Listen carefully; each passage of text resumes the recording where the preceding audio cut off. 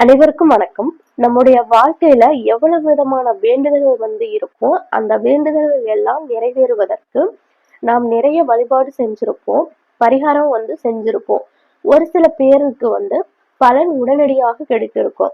இன்னும் சில பேருக்கு பலன் கிடைக்காமல் தள்ளி தள்ளி போயிருக்கும். ஆனா இதற்காக யாருமே கவலைப்படாதீங்க. இவை எல்லாமே நம்ம நல்லதுக்கு தான் என்று நினைத்து விட்டுடணும். ஏன்னா இந்த குறிப்பிட்ட வேண்டுதல்கள் இப்பவே நடந்துருச்சுன்னும் போதும் அது நமக்கு நிரந்தரமாக தங்காது அப்படிங்கிறதுக்காகவும் கூட இறைவன் அதை கொஞ்சம் தள்ளி போட்டு இருக்கலாம். இன்னும் சில காரணமும் உண்டு.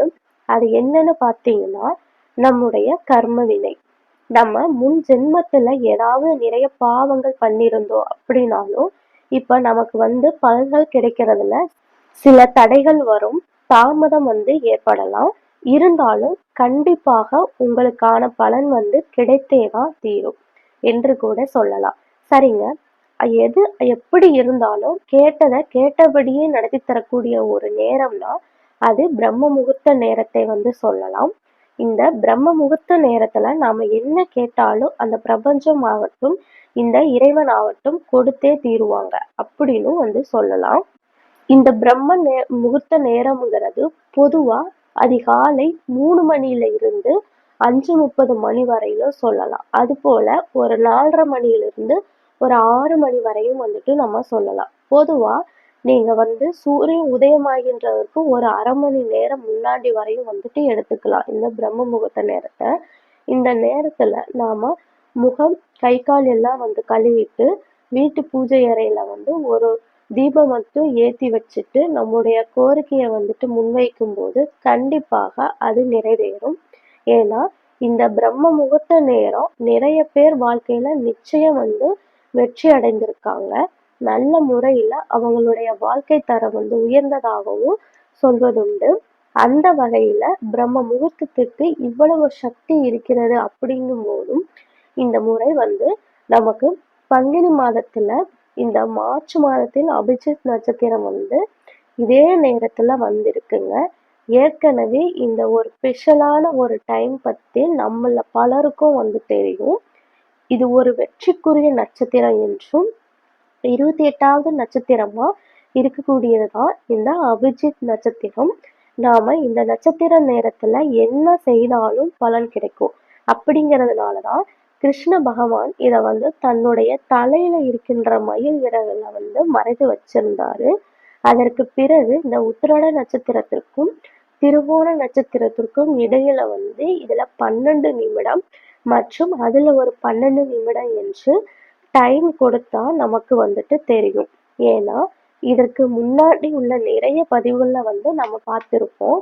அப்படிப்பட்ட இந்த அபிஜித் நட்சத்திரம் இந்த முறை நமக்கு ஒரு அற்புதமான ஒரு நாள்லையும் அற்புதமான ஒரு நேரத்திலையும் தான் வருது. இதுல 2 பஞ்சாங்கப்படி இந்த அபிஜித் நட்சத்திர நேரம் இருக்குங்க. வாக்கிய பஞ்சாங்கம் மற்றும் திருக்கணித பஞ்சாங்கம் என்றும் 2 நேரம் இருக்குங்க.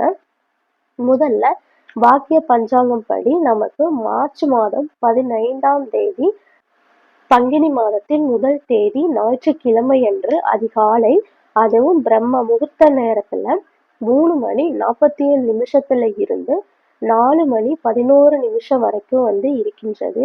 இது மட்டும் இல்லைங்க, இந்த நாள்ல நமக்கு ஏகாதசி திதியும் இருக்குங்க. அதுவும் ஏகாதசி திதியிலேயே அமைந்திருக்கு. பெருமாளின் அவதாரம் தான் கிருஷ்ண பகவான்.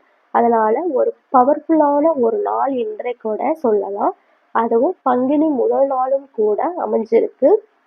அடுத்து திருக்கணித பஞ்சாங்கப்படி அதிகாலை 4 மணி 37 நிமிஷத்துல இருந்து 5 மணி 1 நிமிஷம் வரையும் இருக்கும். இப்ப இந்த 2 நேரம் தெரிஞ்சுக்கிட்டீங்கன்னு நினைக்கிறேன். அதுல எது உங்களுக்கு கன்வீனியன்ட்டா இருக்கோ அந்த டைம்ல நீங்க இந்த தீபத்தை ஏற்றி வழிபாடு செய்யலாம். அதுவும் அந்த ஞாயிற்றுக்கிழமைனால நல்லா தூங்கிடுவீங்க. அப்படி தூங்கிட்டா நமக்கு பலன் கிடைக்குமா? கிடைக்காது. அதனால இந்த பிரம்ம முகூர்த்த நேரத்தை இருக்கின்ற அந்த அபிஜித் நட்சத்திர டைம்ல கெட்டியா பிடிச்சுக்கோங்க. அதாவது இந்த 2 டைம்ல ஏதாவது ஒரு டைம வந்துட்டு நீங்க எழுந்து குளிக்கிறீங்கன்னா, குளிச்சுட்டு வந்துக்கோங்க. அப்படி இல்லைன்னா கூட பரவால்ல. முகம், கை, கால் மட்டும் நல்லா கழுவிட்டு வந்து உங்க வீட்டு பூஜை அறையில வந்து வடக்கு முகம் பார்த்தவாறு அமர்ந்துக்கோங்க. 1 டம்ளர் தண்ணீர் கையில வந்துட்டு வச்சுக்கோங்க. அத்துடன் ஒரு ஏலக்காயும் வந்துட்டு எடுத்து வச்சுக்கோங்க. இப்ப பெருமாள் படமோ இல்லைன்னா கிருஷ்ண பகவான் படமோ இருந்துச்சுன்னா, அது வந்துட்டு முந்தின நாளே நல்லா வந்து சுத்தம் பண்ணி மஞ்சள் குங்குமம்லாம் வச்சு நல்லா வந்து சுத்தம் பண்ணி வச்சுக்கோங்க. அதுக்கப்புறமா அதற்கு நல்லா வந்து பூ வந்துட்டு வச்சு துளசி இலை இருந்தா அத வந்துட்டு நல்லா வச்சு நீங்க வந்துட்டு வழிபாடு செஞ்சுக்கலாம். 2 மண் அகல் விளக்கு மட்டும் எடுத்து சுத்தமான நெய் விட்டு நீங்க தீபம் ஏற்றி வச்சுக்கோங்க. அப்படி இல்லைனாலும் பரவால்ல. நல்லெண்ணெய் விட்டு வந்துட்டு நீங்க தீபம் ஏத்தி வச்சுக்கலாம். இப்ப சுவாமிக்கு நெய்வேத்தியமா உங்களால முடிஞ்ச கற்கண்டு, சர்க்கரை பொங்கல், இல்லைன்னா 2 வாழைப்பழம், பேரிச்சம்பழம், அப்படி இல்லைன்னா ட்ரை ஃப்ரூட்ஸ், திராட்சை இந்த மாதிரி ஏதாவது நெய்வேத்தியமா வச்சு நீங்க படைச்சுக்கோங்க. இப்ப இந்த ஒரு ஏலக்காயும் வந்துட்டு நீங்க வந்து எடுத்து நல்லா வாயில போட்டுட்டு, ஒரு டம்ளர் தண்ணிய வந்து கையில வச்சுட்டு, இந்த மந்திரத்த வந்து உங்களால எவ்வளவு முறை சொல்ல முடியுமோ, முடிஞ்சா 27 முறை, இல்லைன்னா 108 முறை வந்துட்டு சொல்லலாம். இப்ப இந்த 24 நிமிடம் நீங்க வேண்டி என்ன வந்துட்டு கேட்கிறீங்களோ, அத வந்துட்டு முன்வைங்க. அதுவும் இந்த ஏலக்காய்க்கு ஆகர்ஷண சக்தி ரொம்பவும் அதிகம். அது மட்டும் இல்லாமல் பெருமாளுக்குரிய ஏகாதசி திதி நாள்ல அவருக்கு பிரியமான இந்த ஒரு ஏலக்காயை நம்ம பயன்படுத்தும் போது மிகவும் ஒரு அற்புதமான பலன்கள் நமக்கு கிடைக்கும். இந்த ஏலக்காயை வாயில வச்சுட்டு இந்த மந்திரத்தை சொல்லும்போது நிச்சயமாக காரியத்துல வந்து வெற்றி நிச்சயம் நமக்கு வந்து கிடைக்கும்.